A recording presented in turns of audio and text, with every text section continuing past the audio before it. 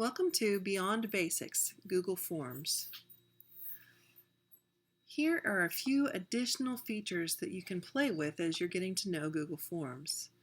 We've already talked about setting it up and naming the file name and naming the form, and going into settings and seeing how, let's limit to one response, and how you want it presented. Thank you for your work. If you want the progress bar, if you want to shuffle the question order, and that is within sections, by the way. This one has been made a quiz later after manual review because there are short answer or paragraph answers in it, so you need to be able to physically grade those before you give back their results, and then of course save when you're in settings. So the email address is going to be here because we're sending it to them later. If you upload it through Google Classroom, that will be the same email address. So section A, short answer, what do you like? What do you like least? And see how we've made it a quiz, so there's a correct answer and you can make it required or not. The answer key has been chosen and you can put however many points there you want. How would you use this tool? Again, they have up to 10 points for this, and then of course the character traits, and we've had to go through and make sure that the answer key is done. And now with the multiple choice grid, each line is worth a certain number of points. So 2, 2, 2. Let's say that's more important. We want that to be worth 4 points. It's really up to you. Now, something that we didn't talk about earlier, that this is really beyond basics, is that you can change. You don't have to go to the next subject or to the next section next. So here, if you click on the More buttons, you can see Go to Section based on answer. So if you answer Math, it will take you to the Math section. If you answer English, it will take you to the English section. And here we have a new section that's built, but instead of just being multiple choice or the kind that it is, it's the chapter that the text is from. And then there are questions asked about the text. Now I could go on to the next section, or I could submit form from here.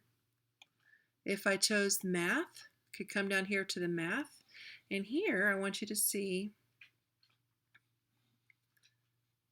a picture has been uploaded. So whenever you add a new option, you can see that there's a picture right here. You can add image, and so this image was saved to my desktop or my desktop screen, and then I could upload it from there to give me these options.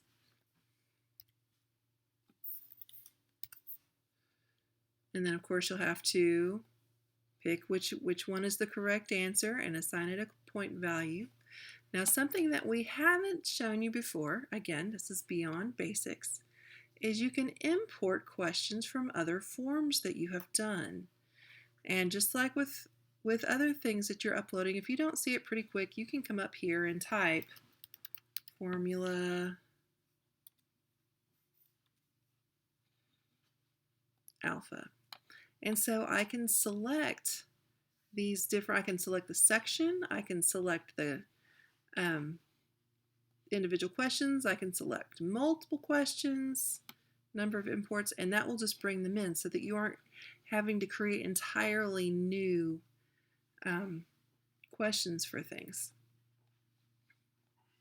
And then of course this one will just end it.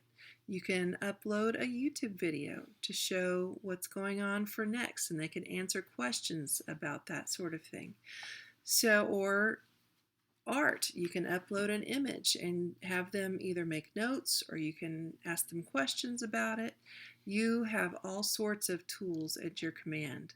Something that I often do is I'll come up here and I will add a title and description and audio.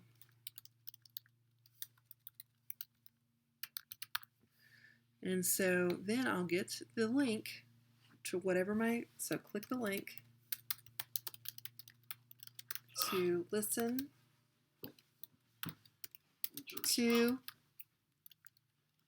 the narration of this quiz. And then I would just, well, that didn't work quite right. And then I'll just paste in the URL to the narration right there so they can listen to that while they are taking their quiz. So just a few things. This is way beyond basics, but certainly play with it. Figure out what's going on and just have a good time. Thank you for being with me today.